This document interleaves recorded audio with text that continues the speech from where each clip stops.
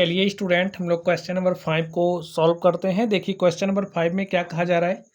किसी कक्षा में 4 मित्र ए, बी, सी और डी पर बैठे हुए हैं। कोई क्लास है जिसमें 4 मित्र हैं। जो स्टूडेंट हैं अलग अलग बिंदुओं पर बैठे हुए हैं। एक व्यक्ति है जो ए पर बैठा हुआ है, दूसरा बी पर, तीसरा सी पर और चौथा डी पर। जैसा कि आकृति 7.8 में दर्शाया गया है, तो यहाँ पर ए हमारी आकृति 7.8 है। ए बी सी डी कुछ इस तरीके से बैठे हुए हैं। चंपा और चमेली कक्षा के अंदर आती हैं। तब जो छात्राएं हैं जो इस कक्षा में एंटर करती हैं, प्रवेश करती हैं, और कुछ मिनट तक देखने के बाद चंपा चमेली से पूछती है, क्या तुम नहीं सोचती, यानी कि जो चंपा है वो चमेली से पूछ रही है, क्या तुम नहीं सोचती हो कि ए बी सी डी वर्ग है। यानी कि ए बी सी डी जो यहाँ पर आकृति आपको दिख रही है एक वर्ग है। चमेली इससे सहमत नहीं है। दूरी सूत्र का प्रयोग करके बताइए कि इनमें कौन सही है। हमें बताना है चंपा सही है या फिर चमेली सही है। तो स्टूडेंट चलिए हम लोग इस प्रश्न को सॉल्व करते हैं और देखते हैं हमारा सॉल्यूशन क्या होगा। अब स्टूडेंट आप लोग यहाँ पर ध्यान से देखिए, ए जो हमारा बिंदु ए है, अगर हम लोग बिंदु ए के निर्देशांक को लिखना चाहें तो हम लोग लिख सकते हैं। निर्देशांक लिखने के लिए हमें भुज और कोटि की आवश्यकता होती है। एक्स अक्ष पर जो दूरी हम चलते हैं हमारी भुज होती है, वाई अक्ष पर जो दूरी चलते हैं हमारी कोटि होती है। तो देखिए बिंदु ए तक पहुंचने के लिए हमें एक्स अक्ष पर कितना चलना पड़ रहा है, ऐसे हम चलते आए। यहाँ पर हमने 3 यूनिट चला और वाई अक्ष पर देखिए कितना चल रहे हैं, 4। तो यहाँ पर जो हमारा बिंदु ए है इसका निर्देशांक हो गया 3, 4। इसी तरीके से अगर हम बिंदु बी के निर्देशांक को लिखना चाहें, देखिए क्या हो जाएगा। एक्स अक्ष पर ए हमारा जो अक्ष आप देख रहे हो, ए एक्स अक्ष है और ए हमारा वाई अक्ष है, ठीक है। एक्स पर हम कितना चल रहे हैं, 6, और यहाँ पर वाई पर कितना चला, 7। तो इस बिंदु का निर्देशांक हो गया 6, 7। आगे देखिए, ये जो हमारा बिंदु सी है, बिंदु सी का निर्देशांक क्या हो जाएगा। एक्स अक्ष पर देखिए हम कितना चल रहे हैं, 9 चल रहे हैं, ठीक है, 9 यूनिट। और वाई पर हम कितना चल रहे हैं, 4। तो इसका निर्देशांक हो जाएगा 9, 4। और यहाँ पर डी पर आप ध्यान से देखिए, डी का निर्देशांक क्या होगा आप बताइए। एक्स पर हम 6 चल रहे हैं तो यहाँ पर आप 6 लिखिए। वाई पर कितना चल रहे हैं, 1 यूनिट। तो यहाँ पर डी बिंदु का निर्देशांक क्या हो गया, 6, 1। अब आप इन बिंदुओं को मिला दीजिए, ठीक है। ए को आप बी से मिला दीजिए, बी को आप सी से मिला दीजिए और सी को आप डी से मिलाइए, डी को आप ए से ऐसे मिला दीजिए। हमने मिला दिया। अब हमें दूरी के सूत्र का प्रयोग करना है। तो चलिए देखिए, हमें दिखाना है कि ये जो आकृति बन रही है वर्ग है या नहीं। अगर वर्ग होगा तो चंपा सही है, वर्ग नहीं होगा तो चमेली सही है। तो इसके लिए इसको वर्ग दिखाने के लिए हम क्या करेंगे, देखिए बिंदु ए और बी के बीच की दूरी निकाल लें, बिंदु बी और सी के बीच की दूरी को हम निकाल लें, सी और डी के, डी और ए के बीच की दूरी को निकाल लें। अगर ये दूरियां बराबर आ रही हैं तो हम कह देंगे वर्ग है, क्योंकि वर्ग की सभी भुजाएं बराबर होती है। चलिए लिख लेते हैं। लिखिए बिंदु ए का निर्देशांक,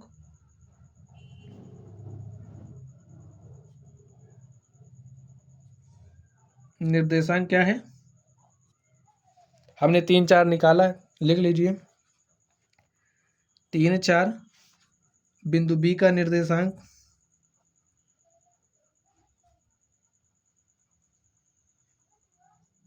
कितना है, 6, 7 है। इसी तरीके से आप बिंदु सी का निर्देशांक राइट कर लीजिए। सी का निर्देशांक कितना है, 9, 4 है। लिख लीजिए बिंदु डी का निर्देशांक,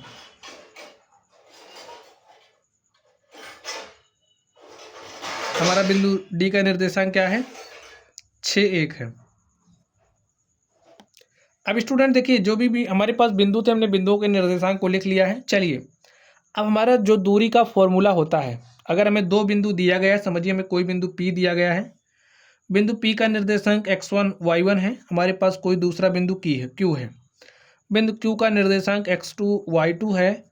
तो इस स्थिति में ये जो बिंदु PQ है, बिंदु P और Q के बीच की दूरी का फॉर्मूला क्या, बीच की दूरी को हम लोग कैसे निकालेंगे।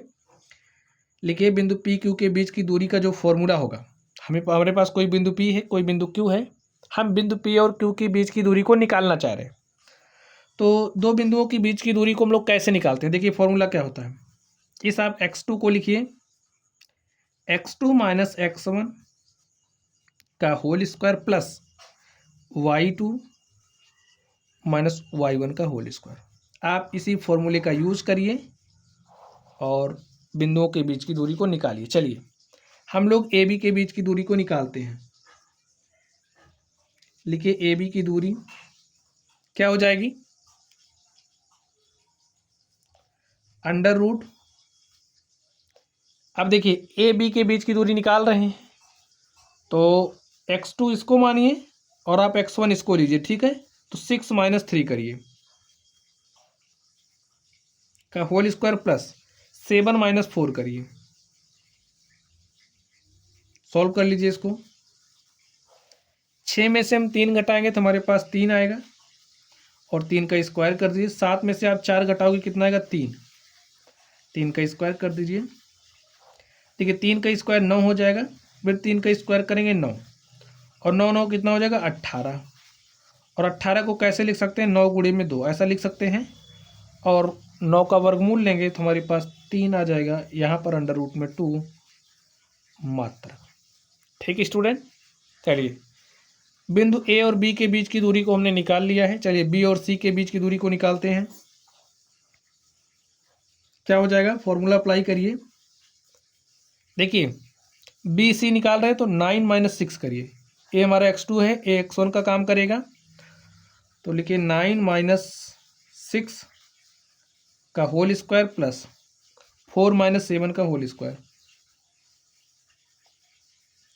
4 माइनस 7 का होल स्क्वायर, सॉल्व कर लीजिए।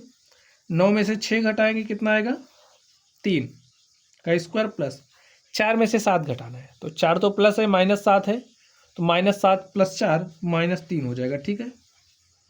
माइनस 3 का स्क्वायर करिए, यहाँ पर देखिए 3 का स्क्वायर आपने किया 9 आ गया, माइनस 3 का वर्ग करोगे तब भी 9 आएगा, 9 में हमने 9 जोड़ा 18 आ गया। 18 को कैसे लिख सकते हैं, 9 गुणे में 2, और देखिए 9 का वर्गमूल लिया हमने, 3 बाहर आ गया, अंडर रूट 2 मात्र, ठीक है।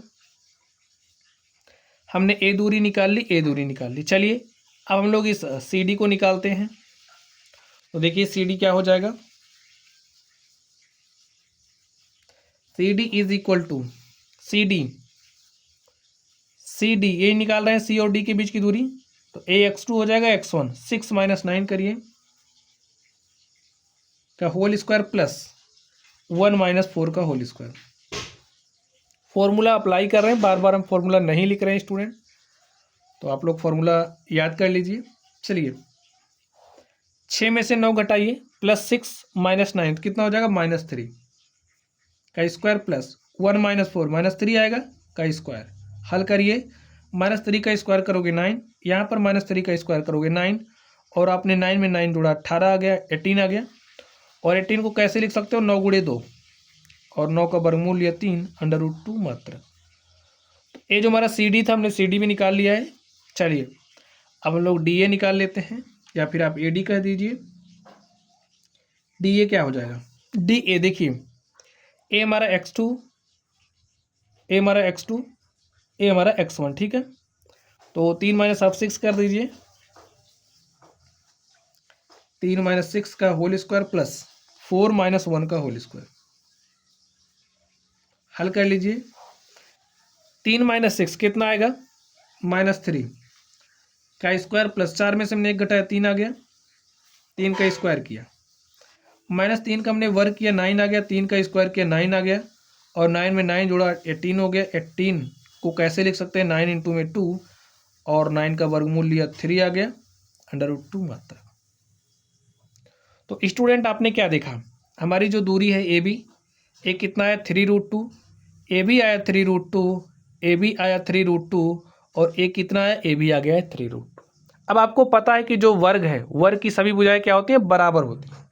तो यहाँ पर हमारी सारी भुजाएं बराबर आ गई हैं। लिखिए ए और बी के बीच की दूरी है जो ए बी बराबर हमारे पास बी सी आया, बी सी बराबर सी डी आया, सी डी बराबर डी ए आया है।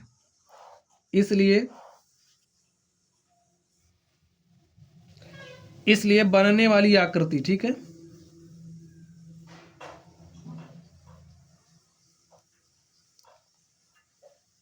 आकृति एक वर्ग है, इसलिए चंपा सही है। आपको पता चल गया ना कौन सही है? देख लीजिए इसमें क्या कहा जा रहा था।